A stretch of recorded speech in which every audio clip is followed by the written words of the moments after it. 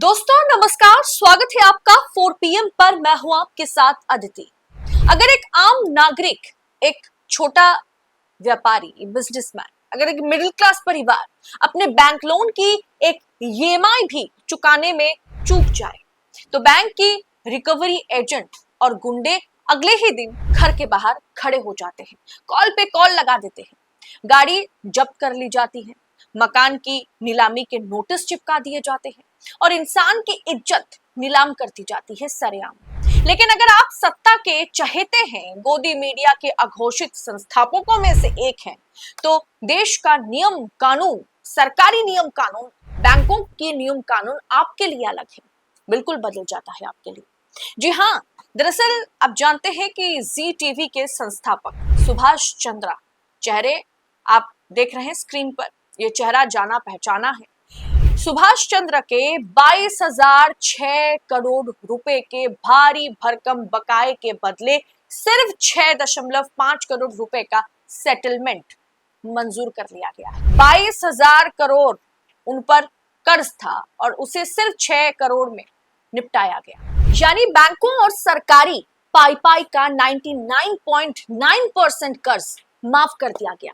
इसे इकोनॉमिकल भाषा में, वित्तीय भाषा में हेयर कट कहते हैं, लेकिन असलियत में ये जनता के खून पसीने के पैसे का मुंडन है। सवाल सीधा है कि ये जो सेठ है, दोस्त उद्योगपति है, सेठ और साहिब के बीच का ये जो रिश्ता है, दोस्ती है, यारी है, उसके लिए महासेल या आम जनता के लिए डंडा क्यों? उनके लिए सब कुछ माफ, 7 खून माफ, और हमारे लिए अगर एक 600-700 हजार की EMI छूट जाए तो इज्जत उतार दी जाती है।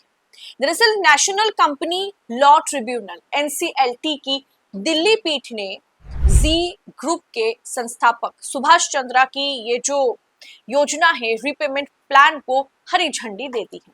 इस फैसले के तहत सुभाष चंद्रा पर जो पर्सनल गारंटी के तौर पर कुल 22,006 करोड़ रुपए के दावे स्वीकार किए गए थे, अब वो सेटलमेंट जो है 22,006 करोड़ का उन पर कर्जा था, जिसे महज 6.5 करोड़ में निपटा दिया गया है। यानी अगर आप गणित को समझेंगे तो कुल बकाये का केवल 0.03% पैसा ही वसूल होगा, बाकी का लगभग 99.97% कर्ज जो है वो स्वाहा यानी पूरी तरह से माफ कर दिया गया। इस पूरे फैसले का विरोध जो है वो LIC हाउसिंग फाइनेंस जैसी संस्थाओं ने खुलकर किया था।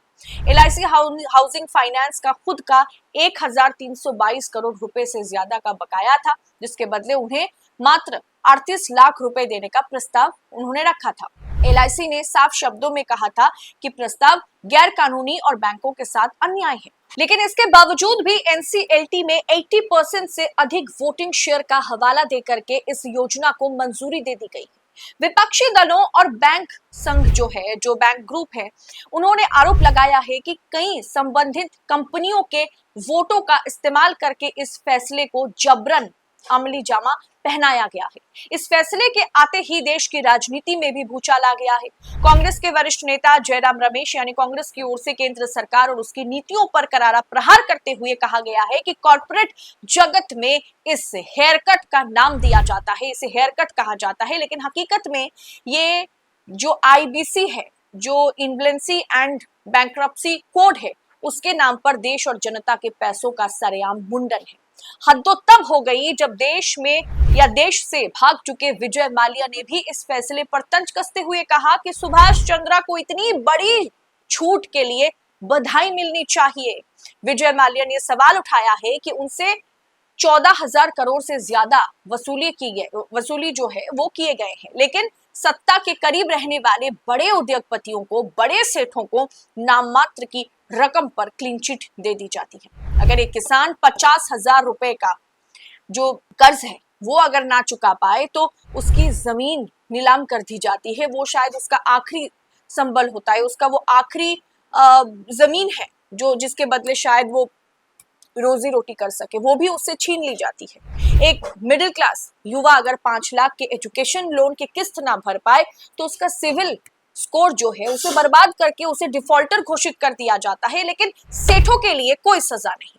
22,000 करोड़ रुपए दोस्तों कोई छोटी रकम नहीं है। 22,006 करोड़ रुपए डकारने के बाद महज 6 करोड़ 6.5 करोड़ रुपए देकर के पूरा हिसाब चुकता कर दिया जाता है, क्योंकि वो बड़े आदमी है और कानूनी मुकदमों से हमेशा के लिए उसे आजादी दे दी जाती है। इंसॉल्वेंसी एंड बैंक्रप्सी कोर्ट जिसे लाया गया था, सरकार ने लाया था, क्या इसीलिए बनाया गया था ताकि डूबा हुआ पैसा वापस लाया ना जा सके?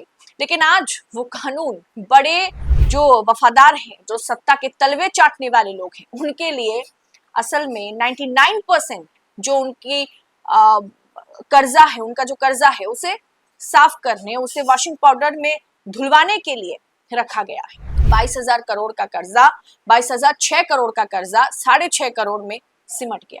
लेकिन सवाल यही खड़ा होता है, क्या भारत का आम करदाता, आम टैक्स पेयर इसी दिन के लिए अपनी मेहनत की कमाई से टैक्स भरता है ताकि इसकी छूट उन्हें नहीं किसी और को मिले, पैसेदार आदमी को मिले, जो सत्ता के करीब है उन्हें मिले, बड़े बड़े सेठों को मिले? पैसे से बड़े घरानों के हजारों करोड़ के कर्ज माफ कर दिए जाते हैं और 5,000 का कर्जा भी आम जनता की माफ नहीं की जाती है। क्या देश की अदालतें और सरकारें आम जनता को भी कभी ऐसी 99.9% की छूट देने का जिगर दिखाएगी? कमेंट बॉक्स में आप इस विषय पर अपनी राय जरूर लिखिएगा। इस मुद्दे को हमारे जैसे आजाद पत्रकारिता करने वाला जो मीडिया प्लेटफॉर्म है उसके सिवाय कहीं और पर ये खबरें दिखाई नहीं देगी। तो रिपोर्ट अच्छी लगी है तो दबा करके शेयर करें, रिपोर्ट को लाइक करें और ऐसी तमाम खबरों के लिए 4PM न्यूज नेटवर्क के साथ बने रहे। फिलहाल इस रिपोर्ट में इतना ही। आपसे जल्द होगी मुलाकात। बहुत बहुत शुक्रिया आपका। जय हिंद, जय भारत।